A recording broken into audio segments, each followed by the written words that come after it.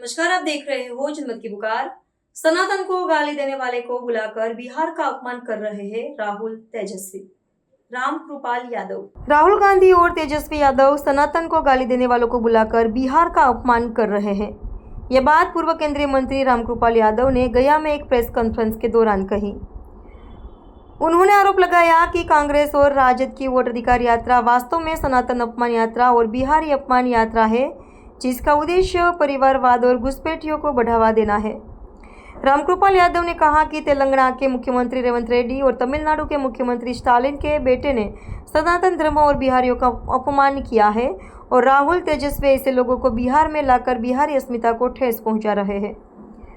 उन्होंने आगामी बिहार विधानसभा चुनाव में एनडीए की बड़ी बात जीत का दावा करते हुए कहा कि मुख्यमंत्री नीतीश कुमार के नेतृत्व में एनडीए 200 से ज़्यादा सीटें जीतेंगी। रामकृपाल यादव की पूरी बात सुनिए। एक्चुअली मिजाज समझ गए हैं बिहार की जनता का, मतदाताओं कि हम अब आने वाले नहीं हैं। इस भय से इस चुनाव आयोग का टारगेट करके अपने हार को छुपाना चाहते हैं, यानी चुनाव आयोग को बलि का बकरा बना करके अपने चेहरे को छुपाने की कोशिश कर रहे हैं। तो याद होगा वो जमाना जब कांग्रेस पार्टी का जमाना हुआ करता था, आज़ादी की बात तो 60 वर्षों तक यही लोग तो राजपाट किया है भाई। क्या बात के दिनों में इनके चट्टे बट्टे ने राज किया।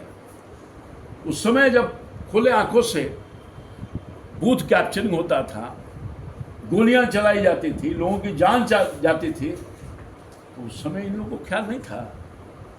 चुनाव आयोग जब सक्रिय हुआ, बहुत सक्रियता, जब बहुत बदनामी हुई, खासतौर पर बिहार में तो बहुत बदनामी हुई, चारों तरफ बदनामी हुई। क्या बूथ कैप्चरिंग ही होता है, इसी से लोग जीत जाते हैं। तब चुनाव आयोग सक्रिय होकर के उसने बहुत सख्ती बरतने का काम किया। तब ईवीएम का इस्तेमाल किया गया या अन्य दूसरे चीज़ों का, शासन प्रशासन का इस्तेमाल करके चुनाव को, चाहे वो पंचायत का चुनाव हो या लोकसभा का चुनाव हो या विधानसभा का चुनाव हो, सब में टारगेट टाइट करने का काम किया गया। अब तो कोई गड़बड़ी छुपा नहीं सकता। सोशल मीडिया का ज़माना है और हाथ में फ़ोन है और सोशल मीडिया इतना एक्टिव है कि आप गड़बड़ी कर ही नहीं सकते हैं। कहीं भी गड़बड़ी होगी सोशल मीडिया उसको उठा लेगा। कोई भी आम जनता जहाँ पे मोबाइल है और वो काम करता है, तो मैं समझता हूँ कि इन लोगों का पुराना धंधा है। अगर जीत गए तो बब्बर शेर कहलाएंगे और अगर हार गए तो क्या आरोप लगाएंगे? ईवीएम हैक हो गया, फलाना हो गया, ठिकाना हो गया, वोट की चोरी हो गई। और उसी आधार पर ये लोग समझिए कि राजनीति कर रहे हैं। राहुल गांधी को नोटिस कौन दे रहा है? राहुल गांधी इतने सीरियस हैं भी नहीं।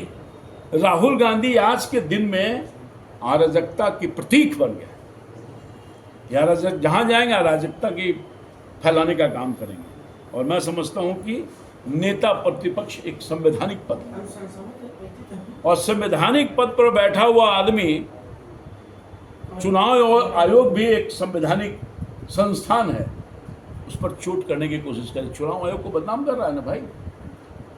एक संवैधानिक पद पर बैठा हुआ आदमी संवैधानिक पद को बदनाम करने की कोशिश की जा रही है, लोगों पर विश्वास पैदा कर रहा है। तो ये संवैधानिक पद पर हमला नहीं है चुनाव आयोग पर, ये लोकतंत्र पर हमला है, मैं मानता हूँ। इसलिए भारत का अपना इतिहास रहा है।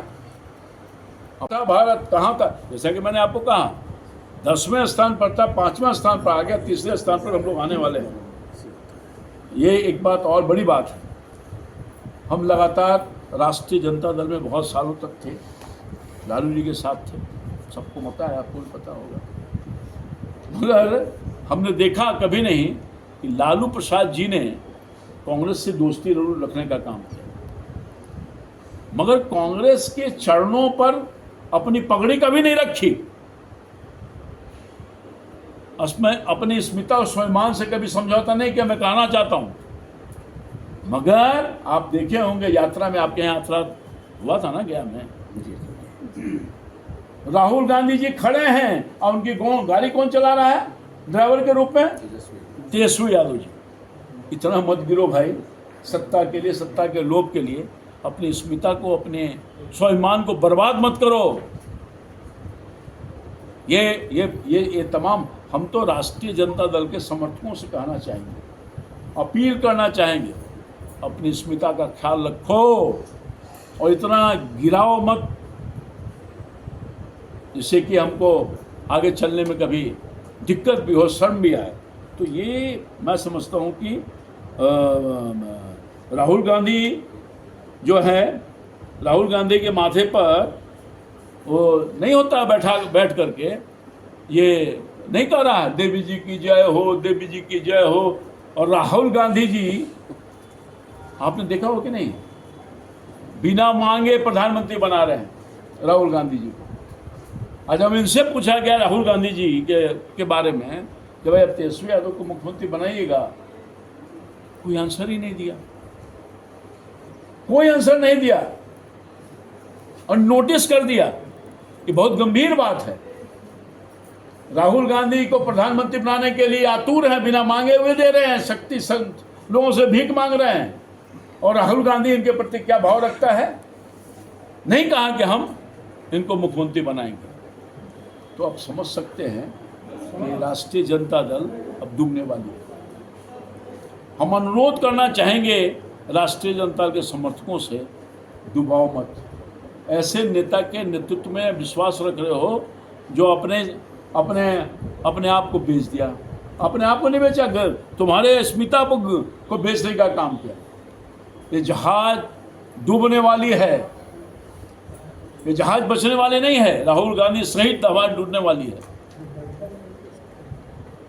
तो इसके बचाने के लिए आप सब लोग सतर्क रहो, जो राष्ट्रीय जनता के कार्यकर्ता हो, नेता हो या जो समर्थक हो। नहीं तो हम तो डूबेंगे सनम, तुमको भी ले डूबेंगे, राष्ट्रीय जनता दल भी कहीं उसके साथ न डूब जाए, इसकी आशंका है। नहीं सकता भाई, लोकतंत्र की जननी तो यही बिहार और वैशाली से निकला है भाई, तो उसको कैसे मिटा सकता है कोई?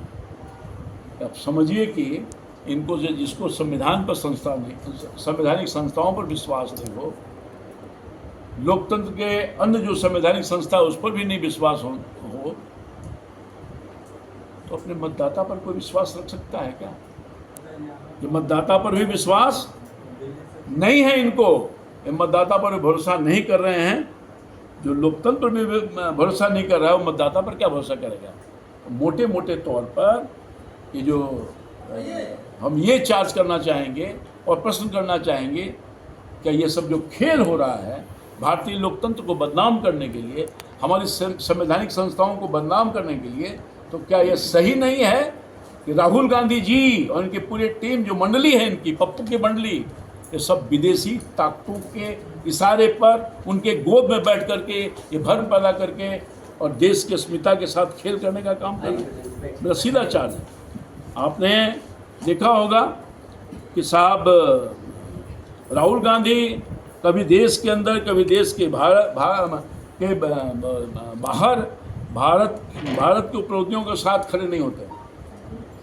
केंद्र की सरकार जब कभी भी कोई काम बड़ा की है या छोटा की है, तो उसके उपलब्धियों के साथ नहीं है। आप याद करिए कि ट्रंप ने हमारे इकोनॉमी को डेड इकोनॉमी बताया था। याद करिए, आप सब लोग बुद्धिजीवी पत्रकार लोग हैं। उसी भाषा में, ट्रंप के भाषा में राहुल गांधी भी कह रहे हैं कि भारत की इकोनॉमी डेड है। कहाँ विकसित भारत का सपना देख रहे हैं? हम 10वें स्थान से 5वें स्थान पर आ गए, 5वें स्थान से तीसरे स्थान पर जाने वाले हम हैं। मोदी जी के लगातार प्रयास से, उनकी अपनी नीति और पॉलिसी से और प्रयास से, और उसको कह रहा है कि डेड इकोनॉमी है। तो ये भारत के हित वाले लोग हैं कि भारत के अहित वाले लोग हैं? ये राहुल गांधी जैसे लोग, सोच वाले लोग, ये तय कर सकती है। और देश की व्यवस्था तो बहुत तेज़ी से बढ़ रही है भाई। ये आप समझिए कि साहब इस तरह की राजनीति में गिरावट आएगी, ये राष्ट्रीय जनता दल और कांग्रेस पार्टी के लोगों ने और ये जो उनके जो समर्थक लोग हैं, इतने नीचे हद तक गिर जाएंगे कि भारतीय लोकतंत्र बचने वाला नहीं है। जैसा कि मैंने कहा, संवैधानिक संस्थाओं पर चोट नहीं है, विश्वास नहीं है, लोकतंत्र पर विश्वास नहीं है। अब गाली और गलौज करके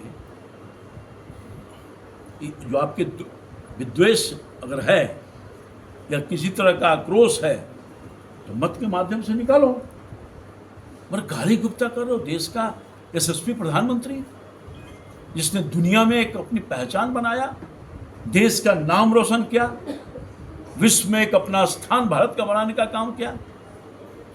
यह अपमान सिर्फ मोदी जी का नहीं, सिर्फ भारतीय जनता पार्टी का नहीं, 140 करोड़ लोगों को अपमानित करने का काम किया जा रहा है, उसको बर्दाश्त नहीं किया सकता। सर, राहुल गांधी कहते हैं कि गुजरात मॉडल जो है विकास का नहीं है, वोट चोरी का है। वोट चोरी गुजरात ने नहीं कभी किया। जनता ने अपने सर आंखों पर बैठा करके उनको मुख्यमंत्री बनाया, प्रधानमंत्री बनाया और अभी भी मुख्यमंत्री बनाया है लगातार। वोट चोरी करके भारतीय जनता पार्टी और एनडीए कभी राज नहीं किया। वोट तो चोरी करने का काम कांग्रेस पार्टी की कर रहा है। कांग्रेस पार्टी ने लगातार 60 वर्षों तक वोट की डकैती की है, लोगों का अधिकार छीनने का काम किया है, लोगों को खून बहाने का काम किया है, बूथ पर जाने वाले लोगों को, गरीबों के अधिकार को, वोट को छीनने का काम किया है। ये तो कांग्रेस पार्टी करती रही है और इनके जो चट्टे बट्टे राष्ट्रीय जनता दल ये करते रहने का काम। हमसे कुछ छुपा हुआ है, हमसे भी कुछ जानकारी नहीं है, अत्यंत ही दुर्भाग्यपूर्ण है। इसलिए तो मैं कहता हूं कि भारत में लोकतंत्र, बिहार में लोकतंत्र नहीं बचने वाला है ऐसे लोगों के हाथ में अगर सत्ता भूल से भी चली गई। सर, घुसपैठियों का जो बिहार वोट आईडी में जो नाम आया है, निर्वाचन में जो नाम आया है, विपक्षियों का कहना है कि ये आखिर लोकसभा में ये चीज़ पता क्यों नहीं चला। अगर ऐसा बात है कि घुसपैठियों का इलेक्शन बोर्ड में नाम आया है तो फिर लोकसभा इलेक्शन रद्द करके फिर से इलेक्शन कर दिया जाए। कौन बोल रहा है? तो आपने अगर उस समय आपको लगता था कि गड़बड़ हो रहा है तो आप वोट का बहिष्कार करते, क्यों नहीं किया? नहीं, उनका कहना है आज जो SIR लागू हो रहा है वो लोकसभा चुनाव में क्यों नहीं हुआ? देखिए, बिहार विधानसभा के समय में क्यों याद है? मैं बता रहा हूँ। चुनाव आयोग जो है एक संवैधानिक संस्था है और टाइम टू टाइम ये काम करता रहता। 2003 में भी इसी तरह का काम हुआ था। समय के अनुसार आयोग सक्रिय होकर के अपने दायित्वों का निर्वहन कर रहा है और कर रहा है। अभी जरूरत था, उसने अपना काम प्रारंभ किया और जो गड़बड़ी है उसको ठीक कर रहा है। प्रशांत किशोर जी बोले कि 50% हिंदुओं भाजपा से खिलाफ है और 20% अगर मुस्लिम आ जाएगी हमारे साथ तो हमारी जीत सुनिश्चित होगी। आज प्रशांत किशोर, देखिए, हम तो सभी जाति, सभी धर्म के प्रति आदर का भाव रखते हैं और हम ऐसे चीज़ों पर विश्वास किया है, न करते हैं न सोचते हैं। जो ऐसे चीज़ों को सोचते हैं उनकी छोटी सोच है, ओछी सोच है। हिंदुस्तान सेकुलर है, सेकुलर था, सेकुलर है और सेकुलर रहेगा।